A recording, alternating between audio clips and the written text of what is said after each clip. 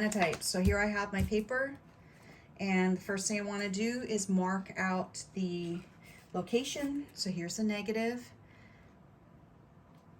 I'm going to mark out the location of where my edges should be for the chemistry. So I lightly create my boundaries for the chemistry.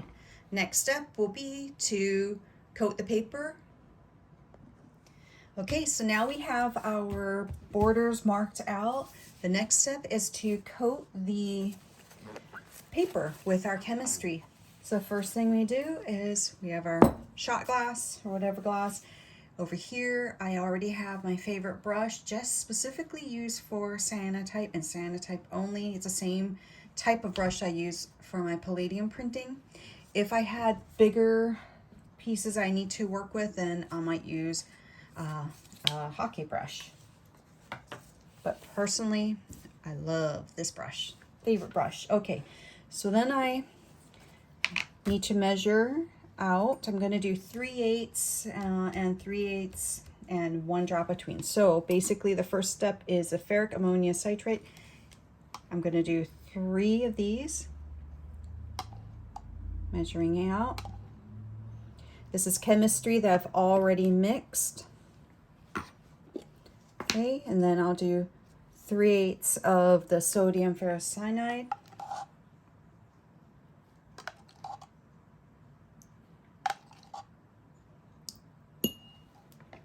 And 1 drop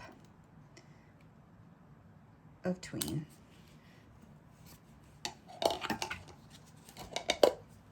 Okay, give it a little swirl. And then we pour it onto our paper.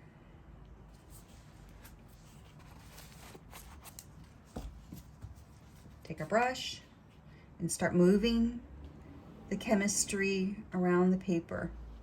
I use Cot 320 Burgers, and I find that it's not super immediately absorbent, but I just love this paper. This is the same paper that I use for platinum palladium printing, and I stick with it with my cyanotype. So as I'm going through, I be sure that I'm getting chemistry all within that border that I marked out. And once I see that the chemistry is all the way from corner to corner, I then gently move the chemistry across, just gently. Light touch with the brush. Okay, and then I go the opposite direction. Again, light touch, just moving the chemistry around, being sure that there's no big puddles, that every section is being evenly coated. And then because I don't mask out my cyanotype or even my palladium prints, I like to just draw my border or paint my border with chemistry without masking it out. I like to go over again the border, and then I come back in. And everybody has their own technique. This is just mine. Okay, so once I feel like, okay, everything is on, step back, look it over. Okay, looks good. I take this brush, I immediately get it into water and have it rinsed out, so I'll be back.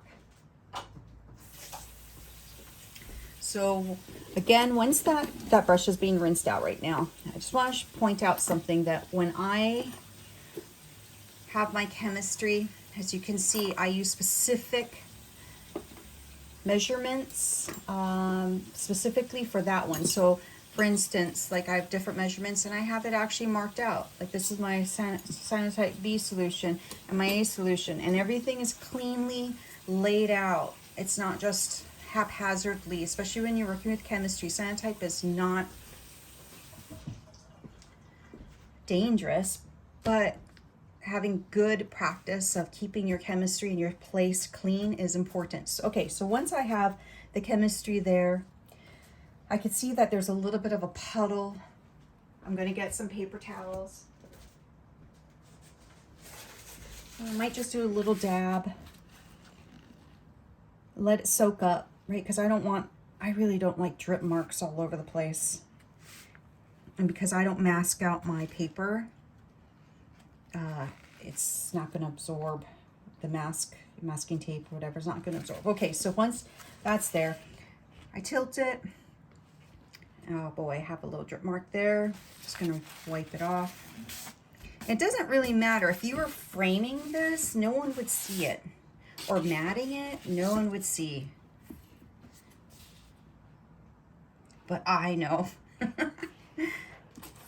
Okay, so I'm just going around, moving the chemistry so that there's not going to be a lot of puddles. I see that there's a little bit of chemistry that's flowing off. I'd rather it flow off here than sit on the paper and collect, and then it shows up in the print. So once I have the chemistry on the paper exactly the way I want it, in terms of like there's no puddling, there's not dripping, it's not all over the place, I then place this into a dark box and let it dry. And it's going to be dependent on the humidity outside, but I find that 5 hours approximately letting the paper dry and then coming back to it is sufficient. So this is going to go into a box for about 5 hours, and I'll come back and continue the process. Okay, so here we are, ready to put the print into the UV box. So this is the paper that I coated. It's 5 hours later. This is my negative. Emulsion side down. Put it in the center approximately. Face down into my contact frame, which has been already cleaned. Seal it all in. And it's ready for UV exposure. I'm just going to tilt this up. I have 2 UV boxes, and there's one that's going right now, but this one is going into my second UV box, and we'll come back in about 20 minutes. All right, so here we are, 20 minutes later of UV exposure with my UV box, my second one. The one that's going on right now takes a little bit longer. So okay, so this is what it looks like before we have developed it. So here we go. So the first step is to clear it out. It's going to be about 5 minutes approximately in this clearing bath. And then it's going to go into these other baths to finish up. It will be a total of about 15 minutes of processing time. After that, it'll dry, air dry, and be ready. And here is the final print. It's a tree in Hobbiton in New Zealand.